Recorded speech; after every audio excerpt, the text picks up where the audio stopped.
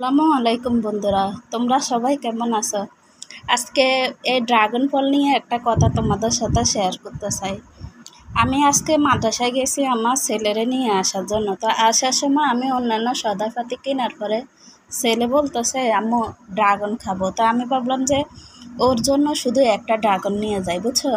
তো পরে আমি দোকানদারকে এই ড্রাগনটাই হাতে দিয়ে বললাম যে এটা ওজন করে দেন যতটুকু হয়। তো উনি মেপে আমারে বললো যে এটা 800 গ্রাম হয়েছে। 800 গ্রাম 180 টাকা কেজি। উনি 140 আরও কিছু আসছে, তো উনি আমারে বলতেছে 140 টাকা দেন।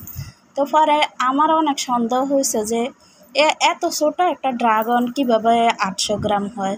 তো আমি ওনাকে বলতেছি ভাইয়া এটা মানে ছোট লাগতেছে, মানে এত ওজন মনে হচ্ছে। উনি বলতেছে কি যে আপনি জানেন ড্রাগনের ওজন আর মাটির ওজন সমান। তা আমি ওনাকে টাকা দিয়ে কিছু বললাম না, চলে আসলাম।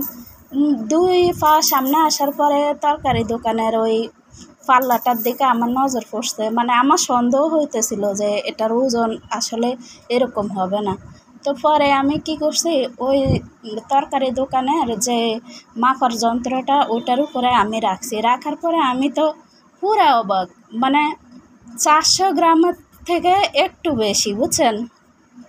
তো আমি আবার ওনার কাছে আসলাম। উনি কিন্তু আমার দিকে তাকাইছিল যে আমি ওই দোকানে যে ড্রাগনটা মাপতেছি। তো আমি যাইয়া জিজ্ঞেস করলাম, আচ্ছা ভাইয়া আপনার সারাদিন এগুলো ওজন করেন, আপনার কি আইডিয়া নাই যে এই ড্রাগনটা কতটুকু ওজন হতে পারে? পরে উনি আমারে মানে কেমন করে আমার দিকে তাকাইতেছে আর বলতেছে আচ্ছা অসুবিধা নাই, সমস্যা যে হয়েছে সমাধানও হবে। তো আমি ওনাকে বললাম যে আচ্ছা ঠিক আছে, আপনার এখানে আপনি আবার ওজন করেন। তো পরে উনি কী করছে, মেশিনটা আবার বন্ধ করছে। বন্ধ করে তারপর আবার চালু করছে। চালু করার পরে পরে আমারে ওজন দিছে। আমি ওই যে তরকারি দোকানে যে ওজনটা পাইছি ঠিক ওই ওজনটাই দিছে।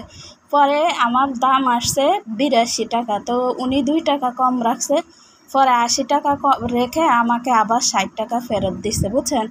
তো আপনারা যারা কেনাকাটা করেন এরকম ভ্যান গাড়ি থেকে কোনো কিছু কিনতে গেলে অবশ্যই খেয়াল করবেন। এর আগেও আমি একবার এরকম হয়েছে যে আমি কমলা কেনার সময় ওনারা আমারে বলছে 1.5 কেজি, কিন্তু আমি পাশে আবার দোকানে মাপ দিয়ে মানে সন্দেহ হয়েছে দেখেই মাপ দিছি।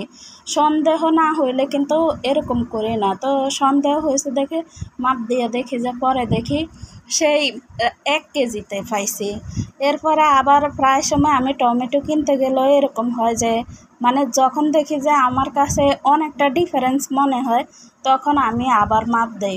অন্য আশেপাশে তো এক সারিতে অনেক দোকান থাকে, অন্য দোকানে আবার মাপ দেই। মাপ দিলে দেখা যায় যে পরে অনেকটাই ডিফারেন্স। পরে আবার ওনারা কী করে, ওই যে মেশিনটাকে বন্ধ করে তারপরে আবার চালু দেয়। তা আমার কথা হচ্ছে ওনারা সারাদিন একই কাজ করে, সারাদিন মাস একই কাজ করে।